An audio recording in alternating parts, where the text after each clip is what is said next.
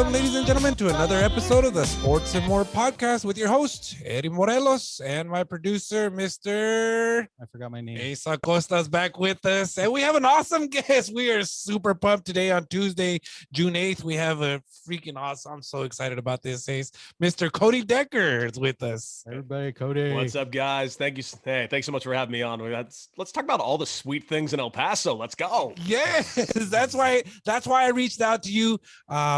I follow you on Twitter.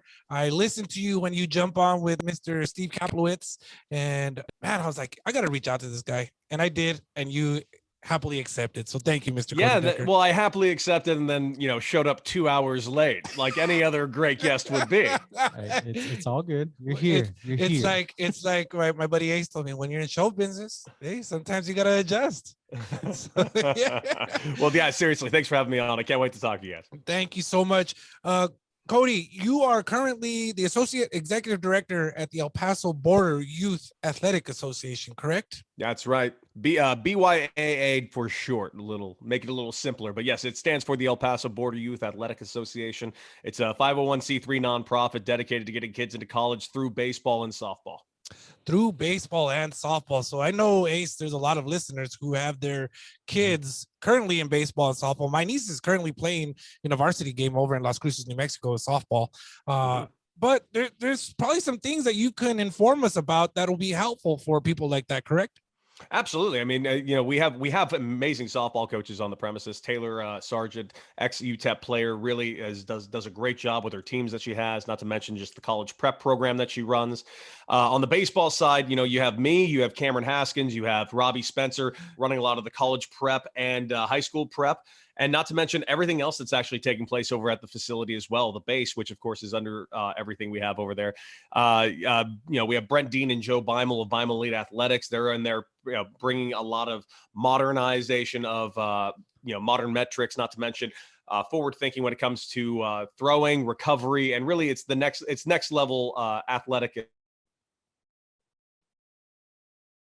available in El Paso. You mentioned a name there when you were rambling off all those names that are part of the group. Cameron Haskins. Yeah, I love Cam. Cam is our baseball director, and he is just he's a hard worker. He's a great guy, and man, if you don't love Cameron Haskins, the answer is there's something wrong with you. If you don't like Cameron, you need to see a therapist because the guy is just adorable. So when you get back to Cameron, okay, tell him I said hello. Me and him were very close when he played for New Mexico State University. I was their media relations person at the time, and that's how I got to know Mr. Cameron, and I got to know his dad. Do you know who his dad is, Ace? Who is it? Steve Haskins. Really? Yeah. Steve's. Yeah. Do you know who the grandpa is? Oh, yeah, Don. There you guys got to make sure. Nailed it. Nailed it. Now, Cody, have you played golf with Steve? I have not played golf with Steve, but I have heard he is one hell of he's a hustler. I've heard. He's not getting me out there. It's not happening.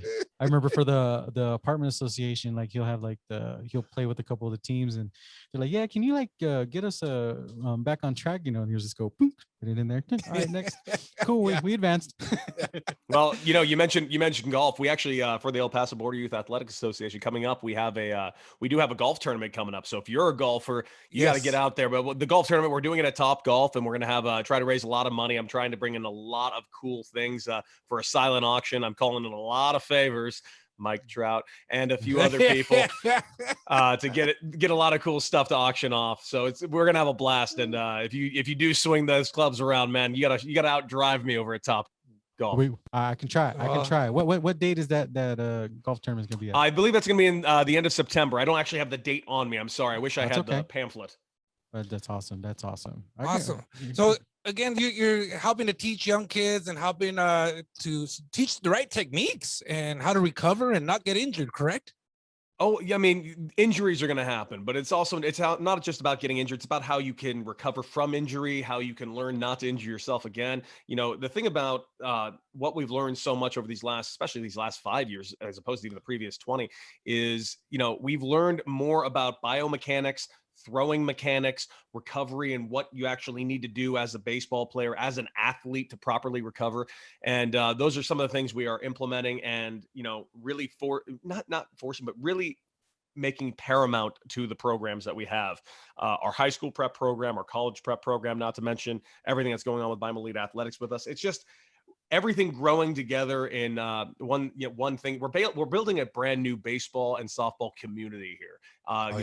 We got so many guys in our programs that are just from rival high schools, and watching them support each other in our programs. One guy gets on the board because he threw 86.5 miles per hour and he reached the top 10 of the high school board. Yeah. And that kid plays at Riverside. Well, he just knocked off a kid at Eastwood, and that kid who just got knocked off the top 10 isn't mad. He's thrilled for that kid at Riverside. And that's what's awesome. It just makes him go, he's like, oh, I hope you enjoy your time on the top 10. I'll be back on it next week. He's going to knock him off. Like, it's competition, but in the best possible way. That's awesome. Like, I get the chills just listening to talk about that kind of competition, and to hear the encouragement from the rival the schools. They play against each other and then they encourage each other. Well, I want to ask you, to tell us a little bit about your history so that people can know why they should send them to you and your group. You played pro ball, you played here in El Paso, you played at UCLA. Tell us a little bit about that experience. Well, I'm born and raised in Los Angeles, California. I went to UCLA for 4 years. I was all conference multiple times. I believe I'm third on their all-time home run list, maybe fourth. Wow. I had a great career there. I got drafted in the 22nd round by the San Diego Padres, won an MVP award my first year, and I beat out some guy named Mike Trout. I don't know if you heard of him, but he might have won a few major league MVPs, but that Arizona Rookie League MVP, that's at my mantle, baby. He must have been just doing fishing, right? He was just fishing or doing something. No, he was just 18 and I was 22. Doesn't matter. Okay. Who cares? I won. For 2 months of my career, I was better than that guy. That's awesome. But no, awesome. So after being drafted there, I ended up spending 7 years with the Padres, got to the big leagues with the Padres, ended up, I spent 2 years playing here in El Paso. At that point, I'd already played 2 years in AAA baseball, and I was playing in Tucson, Arizona, a city I absolutely love. I love Tucson. Love Tucson. But we were playing at Keno Stadium. And if you know anything about Keno Stadium, it's in the middle of nowhere. We had no one that came to the field. We played at a good night in front of 500 people. And in AAA baseball, when you're playing in front of 500 people, that's astonishingly bad. Like that, it's incomprehensible how bad that is. And then we go on the road to Salt Lake City and play in front of 15,000 screaming people, and we're like, oh, that's right, people do like baseball, just not in Tucson, I guess. And I remember we heard that the team was getting sold to a group in El Paso, and we, at the time, there was so many negative thoughts towards the city because of everything that was happening right across the street in Juarez. And El Paso got this completely unwarranted reputation. And we got there and we guys were even scared. And looking at it now, I laugh at, like, what could we possibly have been scared of? It's the safest place I've ever been, not even a close second. And it wasn't long. It was one night of being in El Paso, fell in love with the place, and you could see just how electric those people at the stands were. The food was incredible. Everyone is so nice in El Paso. That's a thing that I don't think everyone that leaves El Paso always comes back for a reason, because the people in El Paso are just so accommodating and cool, and everybody just wants to have a very good time. And I always wanted it to my goal, no matter what I did, to come back to El Paso. And I just happened to got very lucky when I came in here one off season for a documentary I was a part of. And I was called by the GM of the El Paso Chihuahuas, Brad Taylor, and he asked me to meet up with this man named Dr. Dwayne Aboud, who wants to talk to me about something. And Dr. Dwayne Aboud is the chairman of the El Paso Border Youth Athletic Association board, and he started the entire thing. And he told me about the organization. I loved it. I'm like, this is fantastic. It's wonderful. But I did see what they were doing, and I was like, it needs to all be upgraded. And then I started looking around what everyone in El Paso was doing, and I immediately almost spat out my drink, going like, uh-oh. Oh, man. And then I started running the numbers, and I started noticing that not a whole lot of guys are going D1 out of El Paso or signing out of El Paso. That doesn't make any sense. There's too many people here. There's got to be some great ball players in here. And I started doing some digging, and the numbers I was seeing were a little concerning, and that there were amazing ball players, but they were falling through the cracks because I started speaking to scouts, asking them the thoughts of El Paso, and scouts don't really go to El Paso. So, and the reason why is because El Paso has a very negative baseball reputation throughout the country. And when I started seeing the numbers that guys were putting up, I'm like, oh no, yeah, this whole area needs to be brought up, because this city did produce amazing ball players like Ivan Melendez over at Texas. He's playing Mhm. his out of his mind right now. Yeah. But Yeah. he Yes. also led the state of Texas in home runs, I believe, his senior year of high school, and had to go to a junior college. See, that's madness to me. You lead a state in home runs, you are a certified D1 player. Why would he not go that way? It was because there's just a kind of this stigma around here. A guy like Daryl Hernaiz, drafted out of the 5th round out of El Paso. Daryl Hernaiz is a 100% first rounder. That guy is outrageously good. And Uh-huh. it makes me sad that he didn't get a little more recognition, because the city needs to bring up baseball more. And I saw it as not only an opportunity to help these kids get looked at and get opportunities that, I was easily afforded because I grew up in Los Angeles, which is a baseball hotbed. I want to turn El Paso into a baseball hotbed. I want this to be a destination spot for not only guys that are trying to hone their skills in youth ball. I want it to be a place where a pro players come and train in the off season. I want it to be a destination and a haven for baseball. You got amazing weather year round. You have nothing but a building and thriving community, and you have a bunch of young players and young student athletes, both on the baseball and softball side, who are hungry for it. I think this is a city that's just on the cusp of doing something really spectacular on the athletic side in baseball and softball. Almost definitely, Cody, and as you were talking there, it's very interesting how I guess the outside world, the people from outside of El Paso kind of have that stigma against the city for one thing, and then against the culture of baseball and softball here. But those of us, like for me, I've been around here for 20 plus years. Ace has been here for quite some time. And I think we can sense and see the talent here for baseball and softball. But it takes people like you and people like us in the media to help showcase that. Mhm. And I believe that you are really taking it head on, jumping on with and shows like ESPN, radio, getting on, doing things like this, and then having a website. You guys have a website, and Mhm. share all that information. What is that website, by the way? Can you tell can you It's tell people? Yeah, our website is borderyouth.org. Just check it out. It shows you just about everything we have, not to mention our social media handles. We have on Twitter, EPBYAA, stands for El Paso Border Youth Athletic Association. And of course, the base EP. Check out everything we have going on. It's not only just a high-end training facility, it's also about, because it is a 501c3 nonprofit, Uh-huh. it's about also making it affordable and easier to attain than it normally is. Here's the thing about baseball. There are so many college opportunities out there for baseball. Yes. D1, D2, D3, NAIA, junior college. If you are really determined, you can find a place to play after the age of 18, which I think is an accomplishment. And if you can go ahead and keep playing after 18 and get an education out of the situation, that is just the greatest possible scenario you can do. Baseball and softball are great avenues to continue your educational journey. And it's just about knowing where to look. And there's, unfortunately, there's hard questions a lot of us have to ask ourselves, like assessing how good we really think we are and where can we really go, because there is a place for you. We just need to find the right place. And what do you say to those athletes that, because I know the whole term D1, I'm a D1 athlete, I'm a D1 athlete was, just extremely popular. And I remember when I was covering the high school games and everything, I go, like you said, if a college is offering you an opportunity to get a scholarship and education and you still get to play, I go, what would you rather do? Ride the bench at Texas or play at a D2 and get that Mhm. actual film? I go, because Oh, I it's go, not like that too. yeah, because it's like the scouts and everything, they want to see film. They don't care that, oh, all right, you just went to Texas. Cool. Did you play? No. All right, well, let me go see this dude over here at Grayson, JUCO. And oh, okay, he's got all this film on there. They're gonna look at that. I go evaluate what you do you want to play. I mean, there's your opportunity there, and you're getting free money. I go, that's saving your families, say what, a couple hundred G's at if that. Depending on where you go. I mean, if you're a guy that, goes to UT and you're going to get, one semester paid for, maybe 1/10 of a scholarship, or you get this great D2 offer to go play for, full ride at some place, or a D3, or, whatever it is, it's about just, you got to look at the school first, because here's the thing. At the end of the day, baseball is going to end for everybody. It ended for me. I'm just lucky it got to end on my own terms.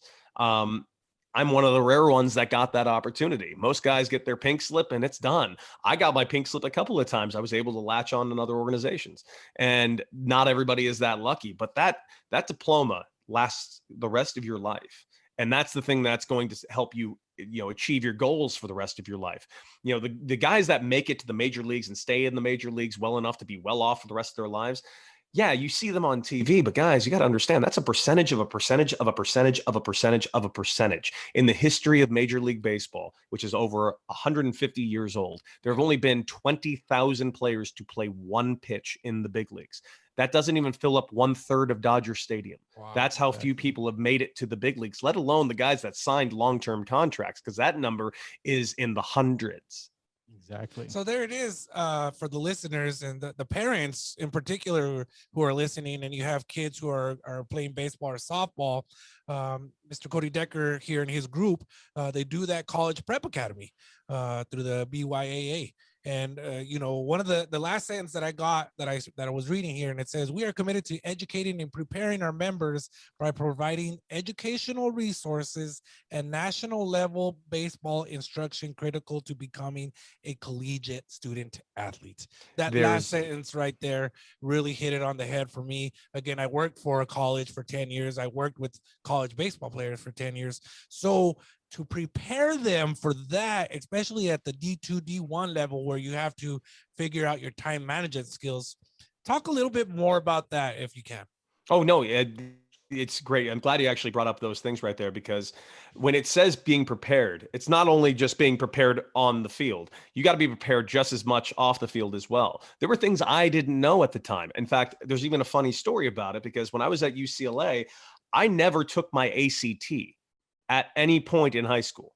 I didn't know I had to. Yeah. So much so that UCLA didn't even know I had to, that in my junior year, they found out I hadn't taken my ACT. I had to go to a high school and take it because I didn't have the information, and somehow it slipped through the cracks. Wow. I don't know how that happened, but it did.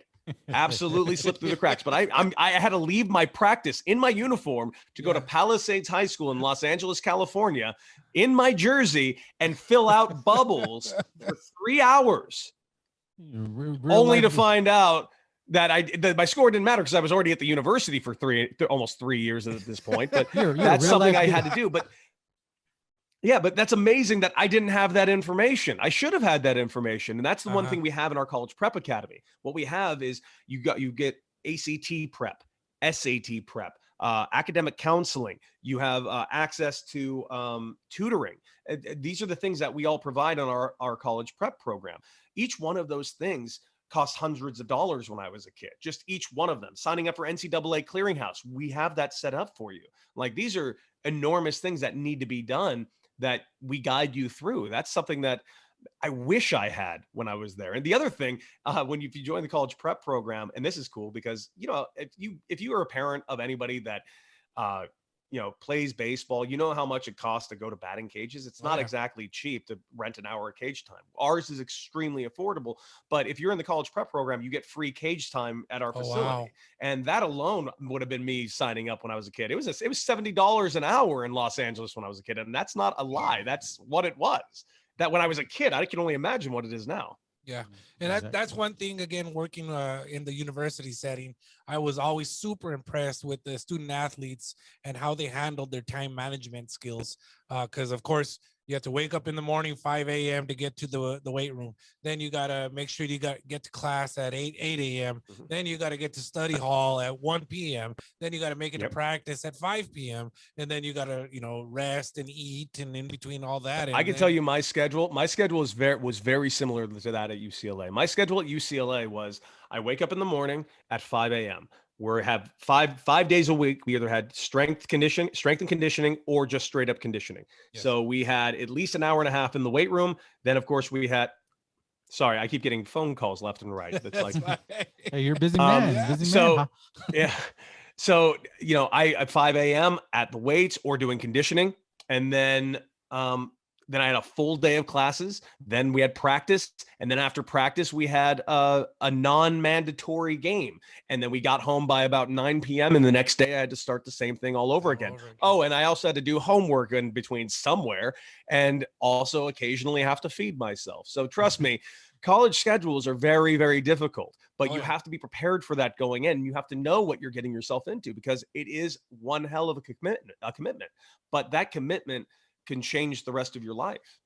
And then that's what's good about you guys doing that to prep these, because a lot of these athletes here, I say at our level, they think they're kind of like gods. Like, okay, yeah, you're the star athlete in high school and whatnot. When you get to that next level, all right, it's a reality check, like you just said. All right, waking up, doing this, doing this, doing this, doing this, and it finds out what they're really made of, and if they can do it or not, or if they want to do it. So at least this gives the athlete the opportunity to help better prepare them, because sometimes that culture shock can take a really good athlete that probably has the tools and the traits to do it, but just that mental toughness to get to that next level. And that's And a great thing. it's I think it's also important because I'm at the facility. I played 4 years of D1 baseball at UCLA. I played 11 years professionally. I still work around the professional game. I have all my friends are still in the professional game. I spent around the highest ends of baseball for the last 17 years. Yeah. Joe Beimel in our facility, he spent 14 years just in the big leagues in a 15-year career. Brent Dean played for the Brewers organization for 5 years. Robbie Spencer played professionally in Canada. Cameron Haskins played at New Mexico State. Fernie Rodriguez out of Franklin High School and played for the Chihuahuas, played in the big leagues for about 3.5, 4 years. Like there is over about 65 years of professional baseball experience in our facility. And a lot of those years are filled with a ton of mistakes, especially mine. I have made every mistake you could ever make in college and professional baseball. I want my players to learn from them and I want them to be prepared for them, because the mistakes I made were not necessarily mistakes. They were just things I wasn't prepared for. And I want these guys and girls to be as prepared for the next step as possible. So there you go, ladies and gentlemen. If you guys want to reach out to them, you can call them. And correct me if I'm wrong, but I believe I found this on the website. 915-781-2299 is the phone number. They are located at 6801 Commerce Avenue, Suites 7B through D. 7B through D. Forgive him. He's from Lordsburg. Lordsburg. I can't read. I don't know the alphabet out of Lordsburg, New Mexico. You stopped there one time, by the way, on your trip, on one of your trips back from LA over here. You had made a quick pit stop in Lordsburg, New Mexico. I don't. You probably don't remember. It sounds like something I would have done. I do that drive. By the way, I've done that drive like 7 times in the last year, and I don't know. I'm getting kind of used to it right now. I did the drive last week. I'm gonna do the drive back to El Paso this next week. There you go. Boy, oh boy, am I putting serious miles on my Prius. And they can also email you for more information at info@borderyouth.org. Is there anything else, Cody, specifically with this program with the Border Youth Association? I see you guys having a summer camp, 2021 summer camp. Yeah, that one's specifically for kids. Yeah, that one's specifically for young kids. I think it's beneficial for young kids to get around and basically throw a baseball around and get a chance. And, as much as I want everybody outside, it is El Paso and it gets a little hot. So it might be good to bring them to a good indoor facility and get them the same amount of exercise. So kids can sign up by calling 915-781-2299. That'll be Monday through Friday, June 21st through the 25th, as well as July 12th through the 16th. Is there any advice that you can give to parents who have little ones in particular in baseball and softball? Absolutely. And this is the best advice I can give anybody. Remember, they're kids, and it's most important, quite frankly, that they have fun. This is still a game. And that's the biggest thing about it. Even when you get to the highest levels of baseball, you have to still remind yourself that it is a game. As much as it becomes a business at some points, you have to, as a player, your mentality, you have to be a kid and you have to enjoy the game. And if you don't enjoy the game, what's the point of even doing it? I think it's important to keep it simple for young kids and let them have as much fun as they possibly can. Awesome. I always agree with that. Fun and fundamentals. Those are the two things I always say. I think throw it out there about 12 years and younger, you work on fun and fundamentals. So Absolutely. Once you hit 13, you decide you really want to start doing this. All right, let's get to work. But we're going to still figure out how to make this fun. Yeah, I remember telling one of the parents, because she was getting all mad at her 7-year-old son missing a grounder. I was like, yeah, Derek Jeter just made that same mistake, last night, yeah. Right? He's not going to the bigs tomorrow. Yeah. Listen, errors happen and they're going to happen again. So you might want to get used to that. Cody, I was mentioning earlier that you do a podcast with Mr. Tony Gwynn Jr. Yes, I do. We do it for Odyssey Sports. It's called Big Time Baseball. You can get it wherever you get your favorite podcast. Me and Tony go way back. I'm really excited to be doing this show with him.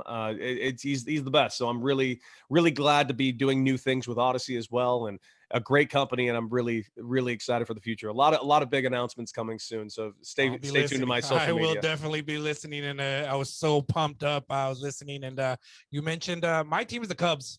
Chicago Cubs, and you said they are playing out of their minds with so many different players right now.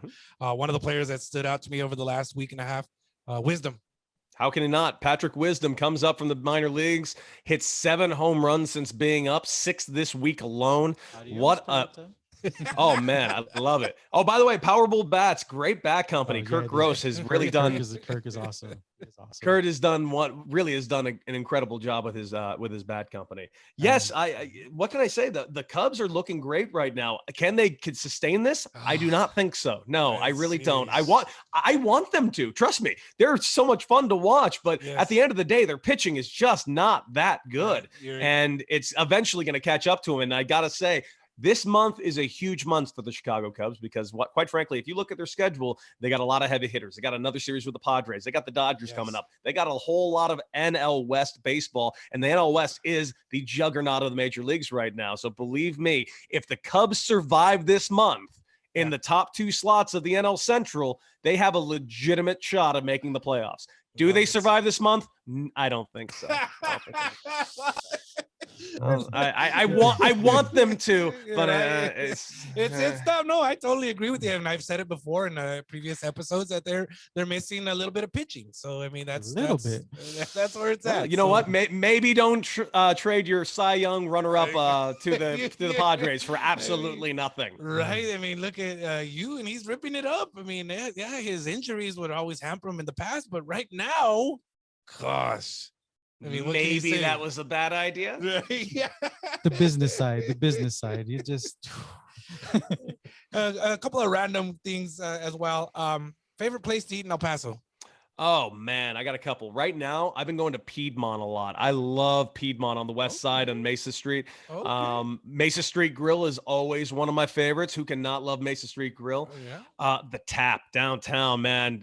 No better nachos on earth. Carlos and Mickey's, I can go there anytime, not only for the Tacos Al Pastor. He knows them all. Ace is a Desert foodie, so. I know Desert Crossing is not technically in El Paso, but can I count Desert Crossing? I love that spot. Heck yeah. Right. Heck Okay, yeah, Desert Crossing right there. Yeah. Basically, throw a rock in El Paso, and it probably hits one of my favorite restaurants. That's awesome. Have you gone to El Cometa? Yes, of course I've gone to El Cometa. Just gotta make sure. Listen, I've been awake at 4 a.m. in El Paso too. Yeah, I've been to El Cometa once or twice. Awesome. Yeah, favorite moment with the El Paso Chihuahuas? Tough one, I know that. No, it's not. It immediately comes to mind. There was my last game in 2014. That was a really crazy year. Our first year we played on the road. We underperformed early on. I was on the bench a lot early on in the season. And finally, we got to El Paso. They started playing me every day in the second month. And I played like how I always played. And the fans really took to me really quickly. And I took to them really quickly, and the city really quickly. And I put together a pretty monster season that year, especially being cut off about 100 at-bats that I should have gotten back. And I ended up hitting 27 homers and like 425 at-bats and had a great year. But I remember I was having such a good year, and I was told over and over I was getting called up. I was told by the GM at the time. I was going to get called up, and then the GM quit the job, and then 2 days later texted me saying, "Don't worry, you know what? It's my fault. I should have called you up right before I quit, but you are going up later this year. I just want you to know that." Okay, so great for telling me that. I'm glad you told me that after you cannot help me. Thanks. Right. And then I remember at the end of the year, I'm having a great, especially by August was crazy. And I was told I was going up, and I get a phone call being told that I wasn't. With the new GM that was brought in, they're not bringing me up, and I'm not going to the big leagues. And I remember that crushed me. It was the last day of the season. We had a day game. We were playing against Salt Lake. I had homered already like 3 times in the series. And I was really, really heartbroken because I'd earned it multiple times already, but this one was especially heart-wrenching because they told me I was going and then changed their minds because it's the new front office now. They're in. AJ Preller didn't want to call me up, and nothing against AJ. He was brand new. What did he know about the situation? And I remember my last game, I had my first at bat and I homered, and I got a huge ovation as I rounded the base, and that felt good. I remember it was the 9th inning and I was playing first base, and Pat Murphy called time and replaced me with another player. And I got to have a standing ovation walking off the field. And, wow. And that was, it was a lot of emotions going on because I was like, wow, I just got the worst news of my life. Yeah.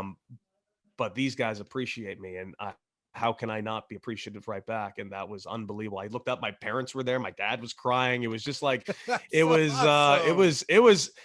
a pretty amazing moment. And I remember after the game, I went to Brad Taylor because the Padres contract was already up with El Paso because it was extended from the previous deal. And I'm like, oh no, I'm going to be back with the Padres next year, and we might not be in El Paso. So I go over to Brad Taylor, I'm like, bring us back, please.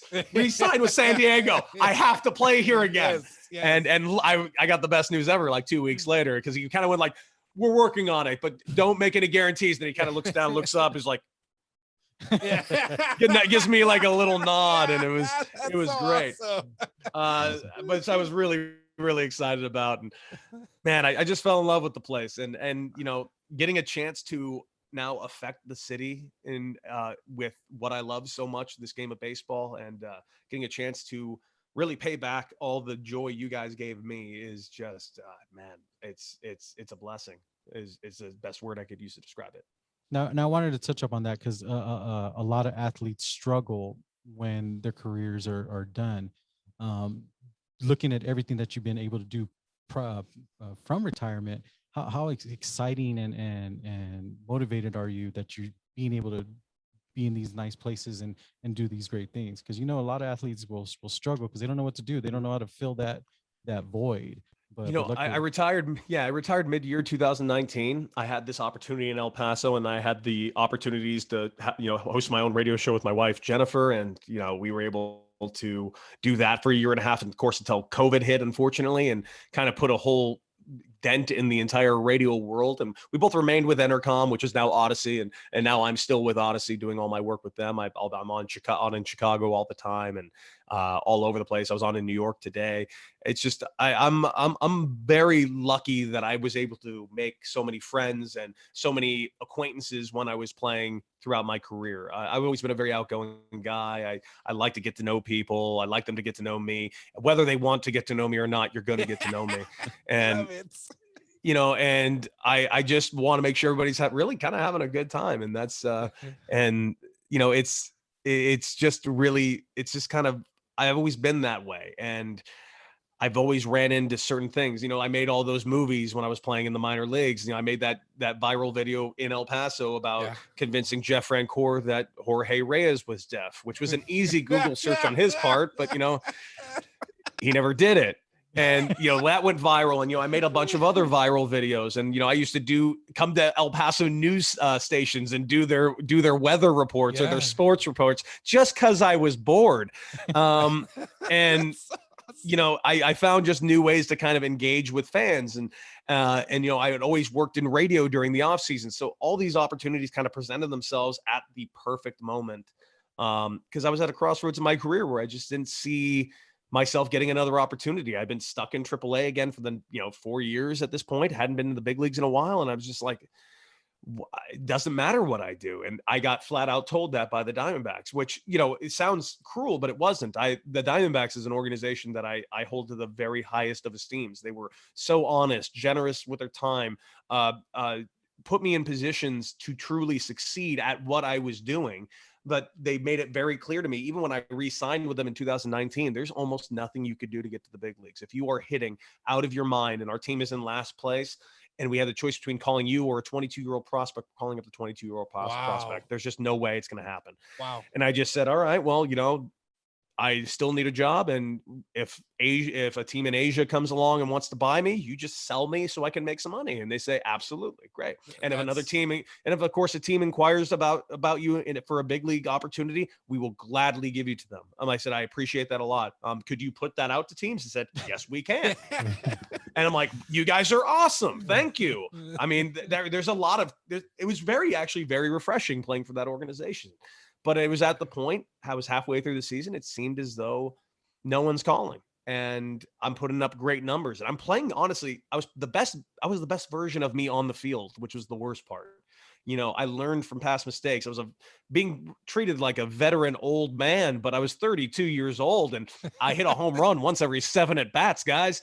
And I'm getting called pops in my dugout. Like, what the hell is happening? I'm just not old enough for this.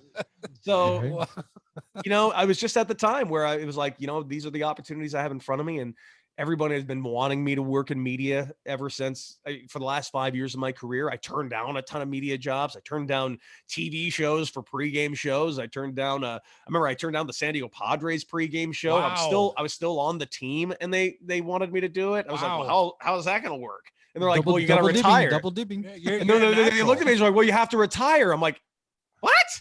Yeah. No. I'm in the big leagues. Do you want me to retire and take like a 1/12 pay cut to host a pregame show? Yeah. Why don't you just let me play and let me host the pregame show? That makes sense. Mic me up. You're a natural at it, Cody. You definitely are natural. They didn't go for it, sadly, because it was also my way of securing my big league job for the whole year. They saw right through it immediately. It was kind of it was honestly lazy on my part. I could have done a better job. But yeah, I'm a guy who got very lucky with a lot of stuff, and I'm a very lucky guy when it comes to friends and opportunities. I'm a very lucky person. I am well aware of that, and that's also what I want to bring. I'm very aware and almost feel guilty for how lucky I've gotten for a lot of these things. Like my whole baseball career is because I had the opportunity to work with incredible people my whole life. My hitting coach growing up as a kid was Reggie Smith. Reggie Smith at the time was the Dodgers hitting coach. Yeah. So my private hitting coach was also the Dodgers hitting coach. Like that happens very often in Los Angeles, but not everywhere else. So I was surrounded by so much, and so much of it was accessible to me. And it's a lot of guys don't have that opportunity in El Paso. And that's what I'm trying to bring here. I want that same access that I had for the kids in El Paso to learn from the highest levels at the earliest of ages. And I'm really jazzed about it. And it's been how it's been going, man, has been so cool. It's we've gotten 5 kids into college just in these last couple of months. And for especially after COVID, I mean, it's just I'm so proud of what these kids do. And by the way, that's something I really want to reiterate. It's about what they do, not what I do. Yeah. I'm there. I put a roadmap in front of them and I will help them in any way I can. But at the end of the day, they're the ones that are doing the work, and I'm proud of them, not me. I couldn't be happier for them taking advantage of their opportunities. And that was one thing I noticed on one of your live videos that you had done on your social media stuff, how you just hype up the athletes, the student athletes. And you're just like, look at this guy, look at this guy, look at this guy. And it's never a mention about, oh, I remember I did this, and they look at them. It's always just the athlete. And that's one thing I really caught my eye right away. Well, it's because it's not about us. I feel like anyone that plays baseball is only borrowing the game. They don't own the game. The game, once you're no longer playing it, now it's the next guy's game. And it's up to you as the ex-player to support them and support where the game is going, because I don't own the game anymore. I did for 11 years, and it was awesome. And I'm proud of if I was able to leave baseball in a better place than where I found it, great. I'm sorry that I didn't get the success that I wanted to get to, that I could maybe have affected more. But, I'm very proud of what I got to affect. And I think it's up to me and all of us really, to help the next group of players and have them affect the game in a positive way. That's awesome. I was just thinking, Ace, this is our second UCLA student athlete in the last month. Both. Are you a Hall of Famer at UCLA yet? I am not, but I will be. Come on. Oh yeah, I mean, you're the record books. You could just check the records. Exactly. I know that. So I didn't know if you were in there yet or not, but we had Mr. Ed Stansberry with us a couple weeks back. Oh wow, good. And, yeah. So I mean, it's just awesome to get the Bruins in here a little bit more, and only the best for this show. Now, going back to what you said, Cody, it reminds me of a quote that Deion Sanders just said on his show. He said, "Are you at peace when you don't get what you want?" And you just answered it. You are. You're comfortable with your career on what you did. You tried your best and everything, and you're at peace. What it seems like, correct? I was a guy who, I mentioned how lucky I've been in my life, but when it came to my pro career, I was anything but. I was a very unlucky guy in my pro career. I was always in the wrong place at the wrong time, sadly. Well, Ace, we're gonna have some social media contests coming up soon. What's social media? Facebook. Find us on Facebook. Do we have an Instagram? We do not have an Instagram yet, folks. We do have a Twitter at Sports and More POD. You can find us there. You can also find us on Facebook. One of these days, Instagram. One of these years. And you can find us on the EP Sports Network. That's right. You can find us on the EP Sports Network at epsportsnetwork.com. Under the podcast tabs. Yes, it's really cool. They got all kinds of different podcasts, including the Sports and More podcast. All the episodes will be up there. You can find them there. The contest days, they're going to be super simple. They'll come out next week. One of them will, at least, kind of like a share type thing. Anybody can enter. So just stay up to date on Facebook, Sports and More Podcasts. Look for all the links to all the former episodes, all the past episodes. We're also going to be putting up little clips of all the past episodes. So like, if you're like, I wonder what that one was about, you should be able to listen to the little clips that are going to be there. Audio clips, because I don't think we've done that many video, but this might be. It'll be audio clips. You might be onto something. It'll be audio clips with pictures. If you like this view, I'm here, he there. We might do it. We might do it some more. I mean, I might have to hit the gym and like Eddie and lift things up and put them down, but I don't know. But he's gonna start wearing ties. Oh no. And pants. It's all about and pants. Adios. Pelota. Cool. Welcome back, ladies and gentlemen. We're here at the Downtown Spaces here in the heart of El Paso, Texas, with Mr. Cody Decker. Cody, again, thank you so much for joining us. One last little thing here. Again, we were mentioning about how you follow all levels of baseball, and I noticed you were following the College World Series tournament a little bit. Yeah, it's a fun tournament. It's always fun. It's fun. It's supposed to be fun, don't you think? And it is a lot of fun. The NCAA baseball tournament, I got to experience it with Mexico State back in 2012 over at the University of Arizona region. A ton of fun. It's funny, I saw Louisville play against the Aggies, and guess who was there for Louisville? Famous alumni, boxer. Come on. Talks about butterflies. There you go. Okay. Maybe some bees. I was yeah. I don't understand. You're looking at him. It's like, are you directing that at me? Is this me? Okay, because he's staring at me. You're staring at him. He's staring at me, and I don't know what to do. He's awkward like that. No, it's no other than Mr. Muhammad Ali. Yeah, and I was only one of 2 times I've got starstruck. Awesome. I love that. Yeah, wish I could have met him once. Side story, but I noticed on your Twitter, you were talking about something that I was really interested in, because I agreed with you. I agree with you, by the way. Mm-hmm. It was a home run hit by Dallas Baptist player. But Dallas Baptist was playing against. Oh God, I just lost it. I know it's at TCU. I don't know if they were playing against TCU, but they're playing at TCU. But Dallas Baptist player hits the bomba, grand slam, take the lead.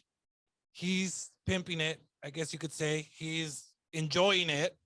And the umpire yells at him to get out of the way and go run the bases, because he was enjoying it with his teammates. What do you think about that, Cody? You tell us your thoughts. I mean, I read your thoughts, but tell us. Let's be real clear. If you are an umpire, and this is not to say that being an umpire is a bad job or that it's a low job or anything like that, but in the grand scheme of a baseball game, if you're an umpire and I ever notice you, you are a bad umpire. You are supposed to be as noticeable as a chair at best. Your job is to call balls and strikes and outs and not suck at it and ruin the game. Not safeguard a pitcher's ego. Not your lane. For the love of God, find your lane, stay in your lane, never exit your lane. Don't ever say anything else ever again. You're an umpire. Adios, pelota. If I want to have a 15-minute tea party at home plate because I hit a home run, I'm going to do it because there's no rule that says I can't. So stop trying to come at me at unwritten rules. If it's not written, then it's not a rule. Every unwritten rule is for one thing. It's to safeguard people's fragile egos. If you have such a fragile ego that a guy flipping a bat, hitting a home run crushes you so much that you feel the need to throw a baseball, which is a deadly object, at somebody's head at 98 miles per hour, you should not be playing baseball. And if you have a different opinion, it's wrong. I'm The with end. you. I am with you. And remember, the softball girls do that too, and they all cheer. They're right there. I mean, it's.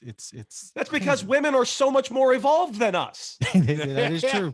That is true. That is You're true. right. That is You- true. And you, I know I do. I like the entertainment aspect of all that stuff.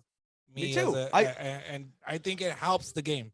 I think so too. I think a little bit of flair is a good thing. Baseball's been so stuck in, protecting the old ways. The old ways are boring and stupid. Give me Tatis Jr.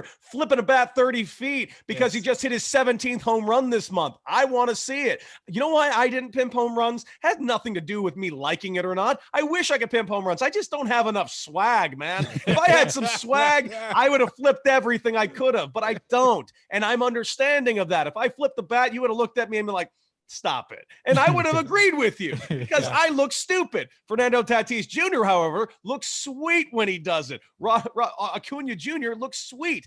Even Bryce Harper, as much as people want to give him flack, it's awesome when he does it. I don't care. Trevor Bauer, I think he looks goofy when he does it, but guess what? He doesn't mean he shouldn't do it. If he wants to throw that sword into the thing, throw the sword into the thing. Hit the ball if you don't want him to do it. Exactly. I really enjoyed Javi Baez and Tatis Jr. going at it against each other in Chicago. I mean, what an atmosphere, right? Awesome. And I got a little bit of flair does not hurt anybody, guys. Listen. If you don't want a guy to flip a bat, don't give up a homer. You don't want a guy to fist pump and do a cartwheel into the dugout after striking out, then hit the ball before it hits the catcher's mitt. The end. There it is. That's simple. That's freaking simple. Don't throw it over the plate. Don't do it. Mr. Cody Decker, thank you again. We appreciate you taking the time to do this. No, thank you. And thank you for having me. And if I can just plug all this stuff one more time, guys, check out our website, borderyouth.org. That's borderyouth.org. Check out all our social media handles, EP, BYAA, and The Base EP. You can check out mine at Decker6, and I'm Anti-Hero Baseball on Instagram. You can check out all the stuff I'm doing over at The Base, not to mention with the Border Youth Athletic Association, and also check out my shows with Tony Gwynn Jr. and other things coming up very soon. So please check out my social media at Decker6. I have big announcements very, very soon. I'm so excited. I'm so excited. And did you know he has one of the best walk-up songs, out there, Cult of Personality? Loved it. I did walk out to that song, but let's be real clear. When I was in El Paso, I had only two walkout songs, and they were awesome. One, I will freely admit, was cheating. I walked out to Low Rider because it got the crowd going. Hey, entertainment. Listen, man, I'm sorry. I get it. I'm a Jewish guy from Los Angeles. Walking out the lowrider and me does not look like it goes well together, but it went really well together. Oh yeah, I'm sure it did. No, I remember my friend Omar, because Omar played with the Rockies and the Rangers and all that. For a little bit, he was coming out to Lean Like a Cholo. Oh, I was like really cute. I was like really gonna do the whole stereotypical thing right there, coming out to Lean Like a Cholo. Oh my God. No, I always try to pick songs that I thought could get the crowd going, and I definitely knew Low Rider would do the trick, man. And I will admit, I stole it from Nomar Garcia Parra because he walked out to it in LA, and that crowd got loud. Oh, I'm sure there. Oh my gosh, I can imagine. Cody, awesome. Thank you again. Tell Thank you. us one more time where they can find you again. You can find me at Decker6, and of course, follow all our handles for the El Paso Border Youth Athletic Association, EPBYA, at EPBYA, and the base EP, and of course, me at Decker6. And check out our website, borderyouth.org. Guys, thank you so much for having me. Awesome. Thank you very much, Cody. Catch you Take care, next guys. time.